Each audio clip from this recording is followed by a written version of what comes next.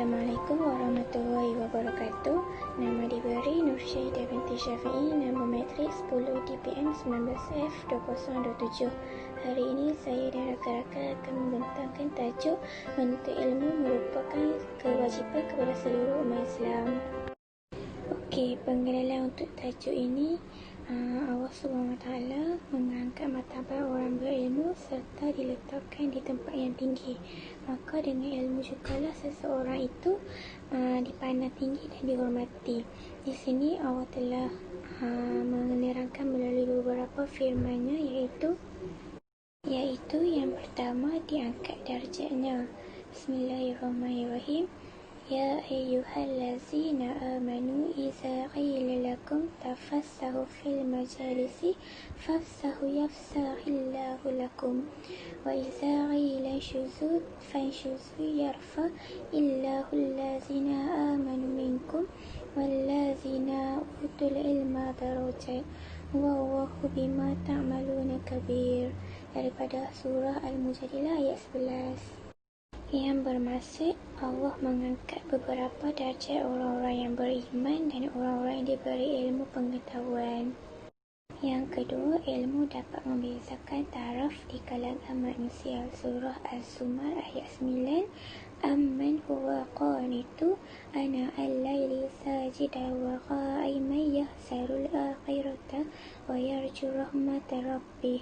Qul hal yastawil lazina ya'lamuna wal lazina la ya'lamun innama yatazakkaru ulul albab. Sadaqallahul azim. Yang bermaksud, katakanlah adakah sama orang-orang berilmu dengan orang-orang yang tidak berilmu? Sesungguhnya mereka yang mendapat pangkat dan petunjuk hanyalah di kalangan hamba-Nya yang berilmu dan bijaksana. Yang ketiga, membentuk peribadi yang baik dan menjadikan seseorang itu bertakwa dan cintakan Allah SWT dan Rasul-Nya. Surah Fatir ayat 28. Wa minan nasi wat tawabbi wal annami mukhtalifun alwanuhu kazalik innama yakhshallaha min ibadihi ulama innallaha azizul ghafur. Sadaqallahul azim. Yang bermaksud, sesungguhnya yang takutkan Allah itu daripada hamba-Nya ialah orang yang berilmu. Seterusnya, antara hadis yang menekankan kewajipan agar umat Islam untuk menuntut ilmu ialah yang pertama, sabda Rasulullah SAW yang bermaksud, tuntutlah ilmu dari dalam buaya hingga ke liang lahat. Yang kedua, sabda Rasulullah SAW lagi yang bermaksud, tuntutlah ilmu walau sampai ke negeri Cina. Yang ketiga, sabda Rasulullah SAW yang juga bermaksud menuntut ilmu menjadi kewajipan ke atas setiap umat Islam. Okey, definisi ilmu dalam Islam dari segi bahasa berasal daripada bahasa Arab, iaitu alimah yang bermaksud mengetahui atau perbuatan yang bertujuan untuk mengetahui sesuatu benda dengan sebenarnya. Dari segi istilah pula, daripada Imam Al-Ghazali mendefinisikan ilmu itu sebagai hakikat semua benda. Beliau juga mengatakan ilmu yang paling sempurna ialah ilmu yang dimiliki oleh Allah SWT. Daripada Ibnu Khaldun mendefinisikan ilmu sebagai sesuatu yang dapat dipelajari oleh manusia yang menggunakan akal fikiran, panca indera dan penggalaman-penggalaman maupun dengan pertolongan ilahi. Selain itu, daripada Prof. Dr. Uthman Bakar mendefinisikan ilmu itu sebagai kalimah Allah yang pengertiannya amat luas, hanya Allah sahaja yang mengetahui. Okey, pembahagian ilmu dalam Islam pula, menurut Imam Al-Ghazali, membahagikan ilmu itu kepada dua kategori. Yang pertama, ilmu fardu ain dan ilmu fardu kifayah. Okey, ilmu fardu ain ini dia berkaitan dengan ajaran agama yang asas dan perlu bagi setiap hamba Allah. Ilmu ini juga berdasarkan kepada Al-Quran dan As-Sunnah. Juga dikenali sebagai ilmu wahyu yang wajib dipelajari oleh setiap orang Islam. Contohnya akidah, syariat dan akhlak. Okey, ilmu yang kedua, ilmu fardu kifayah. Ilmu ini berkaitan dengan urusan keduniaan yang perlu bagi umat Islam. Ilmu ini juga diperolehi oleh akal manusia dan perlu untuk kesempurnaan hidup manusia. Kewajipan menuntut ilmu ini hanya terbatas ke atas segolongan manusia sahaja. Contohnya, ilmu kemasyarakatan, ilmu sains tabi, sains fizik, sains gunaan, ekonomi, pentadbiran dan sebagainya. Faktor persekitaran. Persekitaran seperti kelas bising, kotor, kedudukan di belakang akan menyebabkan kita tidak berminat untuk mendalami ilmu tersebut. Pelajar juga tidak akan selesa dengan suasana tersebut, menyebabkan pelajar menjadi malas belajar, terutamanya selepas waktu rehat dan sebelum sesi persekolahan berakhir. Lebih cenderung membuatkan pelajar hilang tumpuan di dalam kelas kerana keadaan kelas yang kotor, bising dan panas menjadi faktor utama pelajar hilang tumpuan. Pengaruh rakan sebaya. Generasi muda masa sekarang kurang membaca apabila berkawan dengan rakan yang kurang membaca dan tidak berminat dalam menuntut ilmu. Lazimnya, remaja yang kurang membaca lebih suka menghabiskan masa lapang dengan lepak dan melakukan perkara-perkara yang tidak berfaedah, contohnya bermain permainan video. Peranan ibu bapa. Kurangnya tanggungjawab ibu bapa dalam menerapkan sikap suka membaca dalam diri anak masing-masing. Terdapat setengah ibu bapa ni tak menggalakkan anak-anak untuk membaca kerana menganggap budaya membaca ni bukanlah datang dari rumah, malahan bermula dari sekolah. Tiada teguran ibu bapa terhadap sikap anak yang kurang membaca menyebabkan budaya membaca ni tak wujud dalam keluarga. Juga boleh menyebabkan pelajar ni kurang membaca. Seterusnya, pengaruh media sosial yang berlebihan. Generasi muda lebih cenderung menghabiskan masa di media sosial. Hal ini menyebabkan remaja masa kini tak berminat dengan aktiviti membaca, justru banyak melayari media sosial untuk hiburan semata-mata. Terdapat banyak aplikasi yang disalahgunakan oleh remaja sekarang menyebabkan mereka ni tak berminat untuk membaca buku kerana mereka lebih tak mengambil berat tentang kebaikan membaca yang dapat memberi ilmu pengetahuan kepada mereka. Langkah mengatasi permasalahan generasi muda masa kini yang malas membaca dalam mendapatkan ilmu. 1. Pastikan tempat belajar kita selesa. Persekitaran tempat belajar seharusnya selesa supaya remaja ni dapat fokus dalam pelajaran. Contohnya, pelajar perlu mengamalkan gotong royong, membersihkan tempat pembelajaran sebelum menuntut ilmu dan memastikan suasana pembelajaran tenang dan tiada gangguan.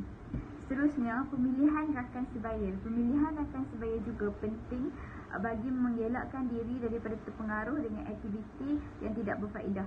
Pilih rakan yang mengajak melakukan perkara yang berfaedah seperti membaca dan menuntut ilmu.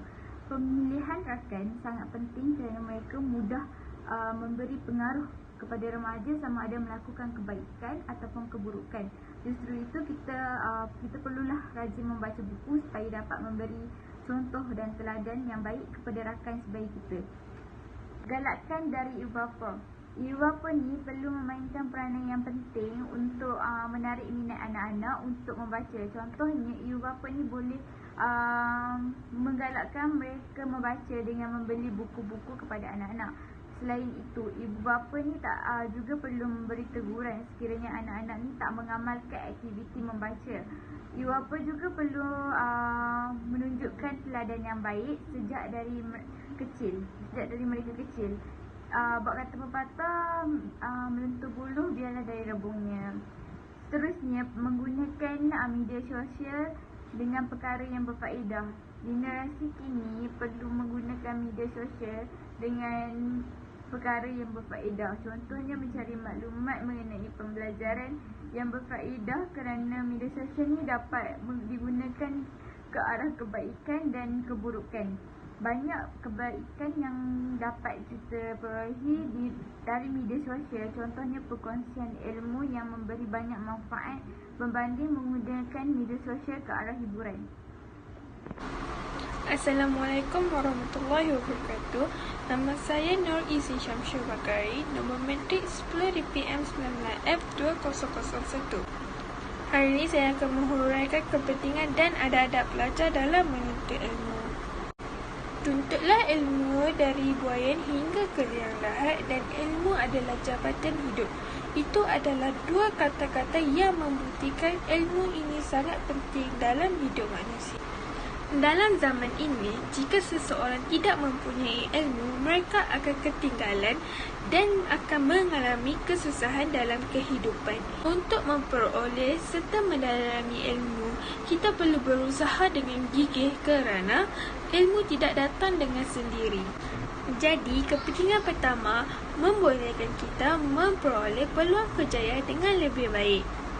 Dengan kepelbagaian ilmu yang dimiliki, peluang kejayaan seseorang akan lebih terbuka dan mudah untuk mendapat kerja. Kita juga akan mampu untuk menjawat jawatan yang lebih besar. Hasrat dan cita-cita kita juga akan tercapai jika kita mempunyai ilmu. Contoh kejayaan profesional seperti doktor, peguam dan akaunten memerlukan mereka yang berilmu. Kepentingan ilmu yang kedua ialah meningkatkan taraf hidup. Orang yang berilmu dapat mempertingkatkan taraf hidup mereka dan juga keluarga mereka. Dengan ilmu yang mereka miliki, mereka akan berkejaya dan bergaji yang lumayan. Pendapatan yang mereka perolehi membolehkan mereka mengubah kehidupan dengan membina rumah yang lebih selesa, berkereta yang sesuai dengan taraf kehidupan dan mampu memiliki keperluan asas dan kehendak diri mereka. Mereka juga boleh menggunakan ilmu mereka bagi mendapatkan pendapatan sampingan seperti berniaga, membuat tuition dan sebagainya. Kepentingan ilmu yang ketiga ialah boleh berkhidmat untuk agama, bangsa dan negara. Ilmu yang dimiliki oleh seseorang bukan sahaja boleh memajukan diri mereka, malahan mereka juga boleh menyumbangkan tenaga mereka untuk membangunkan agama, bangsa dan negara. Dari segi agama, mereka boleh menyampaikan ceramah yang boleh menyedarkan manusia tentang kehebatan agama Islam dan mendidik masyarakat supaya mematuhi ajaran-ajaran agama. Secara tidak langsung, apabila kesedaran agama itu timbul, masyarakat akan menjadi berjaya membangunkan bangsa dan negara merdeka. Ini kerana semua ajaran agama mengajak manusia melakukan kebaikan. Seterusnya ialah adab-adab pelajar dalam menuntut ilmu. Adab pelajar yang pertama dalam menuntut ilmu ialah pelajar harus mengetahui berkaitan ilmu yang dipelajari. Ini bertujuan supaya mengutamakan keperluan ilmu yang perlu didahulukan daripada ilmu yang berbentuk sampingan. Keutamaan ilmu ini penting kerana ia dapat memahaman pelajar tentang sesuatu perkara. Di samping itu, ia menjadi asas utama untuk mempelajari disiplin ilmu yang lain disebabkan ia mempunyai kesinambungan di antara satu cabang ilmu dengan disiplin ilmu yang lain. Yang kedua, menjauhi perkara-perkara yang boleh merosakkan akhlak yang murni. Ini kerana ilmu amat mudah mendekati orang yang baik budi pekertinya dan jiwa yang sentiasa bersih dan tenang. Sekiranya hati seseorang itu dicemari dengan elemen-elemen yang negatif yang boleh merosakkan kemurnian di hati dan jiwa, menyebabkan pelajar tersebut sukar untuk menguasai ilmu. Ini kerana secara prinsipnya ilmu itu bersifat suci. Sebagaimana firman Allah dalam Al-Quran yang bermaksud, sesungguhnya orang-orang musyrik itu najis. Surah Al-Taubah ayat 28. Istilah najis yang dijelaskan oleh Al-Quran merupakan simbolik yang mengertikan sifat kotor tersebut mesti dijauhi dan dihindari disebabkan sifat tersebut boleh merosakkan manusia. Dan terakhir ialah tidak memaksa untuk menguasai semua disiplin ilmu secara sekaligus. Tindakan yang bijak ialah dengan menguasai sesuatu bidang ilmu itu mengikut tahap dan tingkatan ilmu berdasarkan kemampuan dan keupayaan yang ada pada diri seseorang. Kompetensi yang ada pada manusia adalah terbatas oleh pelbagai faktor dari aspek pengalaman, realiti semasa, kepakaran dan keupayaan mentaliti seseorang. Sekian, terima kasih.